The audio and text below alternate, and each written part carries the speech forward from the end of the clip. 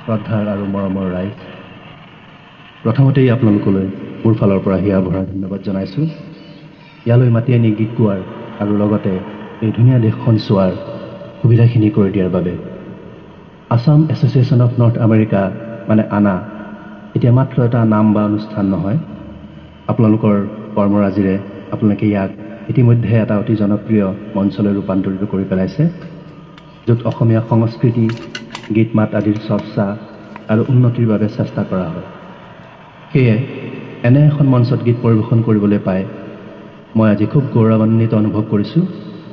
আনাৰ দীৰ্ঘায়ু কামনা কৰি আৰু আপোনালোকৰ আশীষ শিৰত লৈ মই মোৰ অনুষ্ঠান আৰম্ভ কৰিবলৈ ওলাইছোঁ নিৰিবিলি গধূলি কেছেটৰ এটি গীতেৰে।